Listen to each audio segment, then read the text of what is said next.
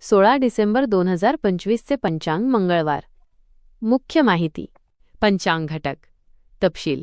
वार मंगळवार. तिथी पौष कृष्ण पक्ष पंचमी, रात्री सकाळचे 9:41 नक्षत्र पूर्वा फाल्गुनी, पहाटेचे 4:29 नंतर उत्तरा फाल्गुनी.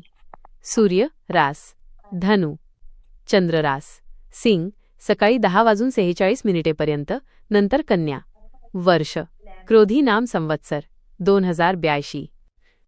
सूर्योदय आणि चंद्रास्त. माहिती. वेळ. सूर्योदय सकाळी 7:02 वाजता. सूर्यास्त सायंकाळी सकाळचे 5:49 वाजता. शुभ आणि अशुभ वेळा. मुहूर्त. वेळ. स्थिती. अभिजित मुहूर्त सकाळी 11:58 ते दुपारचे 12:42 शुभ. विजय मुहूर्त दुपारी रात्रीचे 2:09 ते रात्रीचे 2:53 शुभ. राहुकाल दुपारी रात्रीचे 3:12 ते पहाटेचे 4:31 अशुभ.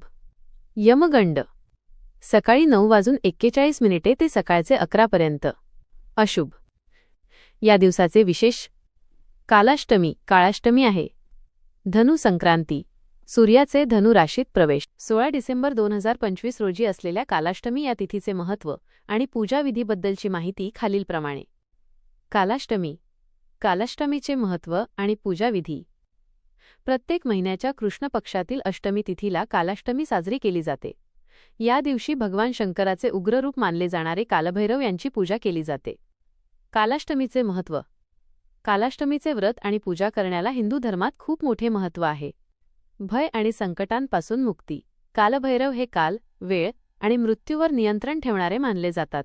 त्यांची पूजा केल्याने व्यक्तीला अकाली मृत्यूचे भय आणि जीवनातील सर्व प्रकारच्या संकटांपासून मुक्ती मिळते. नकारात्मक शक्तींचा नाश. कालभैरव नकारात्मक शक्ती, तंत्रमंत्रांचा प्रभाव, बाधा आणि वाईट ऊर्जा नष्ट करतात. रोगमुक्ती आणि शत्रूवर विजय. भक्तिभावाने कालभैरवाची पूजा केल्यास रोग दूर होतात आणि शत्रूवर विजय मिळतो. शनी आणि राहूची शांती. काही मान्यतांनुसार या दिवशी कालभैरवाची उपासना केल्यास शनी आणि राहू ग्रहांच्या अडथळ्यांपासून मुक्ती मिळण्यास मदत होते. काशीचे कोतवाल. कालभैरवांना काशीचे कोतवाल संरक्षक मानले जाते. पूजाविधी. कालभैरवा पूजाविधी. कालाष्टमीच्या दिवशी खालीलप्रमाणे कालभैरवाची पूजा केली जाते. सकाळची तयारी. सकाळी लवकर उठून स्नान करावे आणि स्वच्छ वस्त्र परिधान करावे. उपवासाचा संकल्प, व्रत करण्याचा निश्चय करावा. देवतांची स्थापना.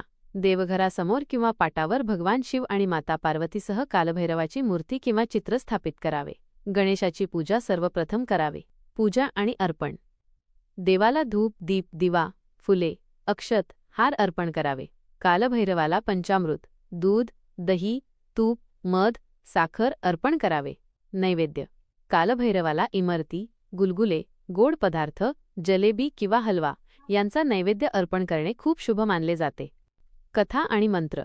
दिवसभर उपवास ठेवावा आणि कालभैरवाचे ध्यान करावे. कालाष्टमीची व्रतकथा ऐकावी किंवा वाचावी. कालभैरवाच्या आरतीचे पठण करावे.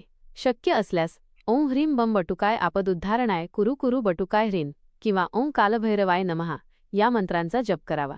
उपवास सोडणे. संध्याकाळी चंद्र पाहून किंवा निशिता मुहूर्तावर रात्रीच्या वेळी पूजा करून उपवास सोडावा. उपवास सोडताना फळे, मिठाई आणि इतर सात्विक पदार्थांचे सेवन करावे. दान.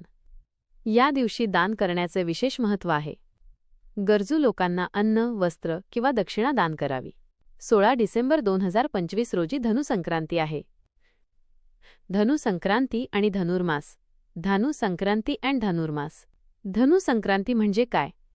संक्रांती म्हणजे सूर्याचे एका राशीतून दुसऱ्या राशीत होणारे संक्रमण. धनुसंक्रांती या दिवशी सूर्यदेव वृश्चिक राशीतून बाहेर पडून धनु राशीत प्रवेश करतात. वेळ. सूर्य 16 डिसेंबर 2025 रोजी धनु राशीत प्रवेश करेल. महत्त्व. ज्योतिषशास्त्रानुसार धनु राशीचा स्वामी देवगुरु बृहस्पती गुरु आहे, ज्याला धर्म, अध्यात्म आणि ज्ञानाचा कारक मानले जाते. त्यामुळे या काळात धार्मिक कार्यांना विशेष महत्त्व प्राप्त होते. धनुर्मास म्हणजे काय? सूर्याच्या धनु राशीतील वास्तव्याच्या संपूर्ण एका महिन्याच्या कालावधीला धनुर्मास किंवा खरमास मलमास असे म्हणतात. हा महिना डिसेंबर 16 रोजी धनु संक्रांतीपासून सुरू होतो आणि सूर्य मकर राशीत प्रवेश करेपर्यंत मकर संक्रांती म्हणजे सुमारे जानेवारी 14 पर्यंत चालतो. धनुर्मासाचे धार्मिक आणि आध्यात्मिक महत्त्व. धनुर्मास हा आध्यात्मिक उन्नतीसाठी अत्यंत महत्त्वाचा मानला जातो. विष्णू कृष्णाची पूजा. हा महिना भगवान विष्णू आणि त्यांच्या कृष्ण रूपाच्या उपासनेसाठी समर्पित आहे. दक्षिण भारतात विशेषतः तिरुप्पवईमध्ये आंदाल रचित श्रीकृष्णाची विशेष पूजा केली जाते. पवित्र स्नान व दान. या काळात पवित्र नद्यांमध्ये उदा, गंगा, कृष्णा, गोदावरी स्नान करणे आणि गरजूंना दानधर्म करणे खूप पुण्यकारक मानले जाते. सकाळची उपासना. पहाटे लवकर उठून स्नान करणे आणि सूर्यदेवाला अर्घ्य देणे शुभ मानले जाते.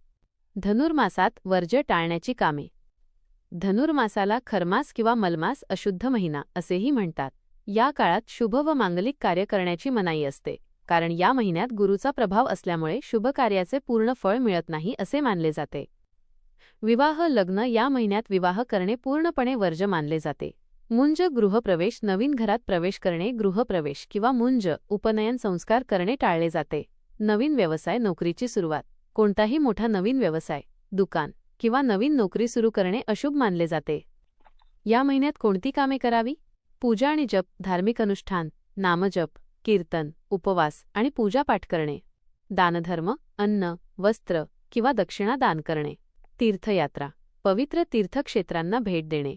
देवकार्य, मंदिराची कामे, धार्मिक ग्रंथ वाचन आणि सत्संग आयोजित करणे.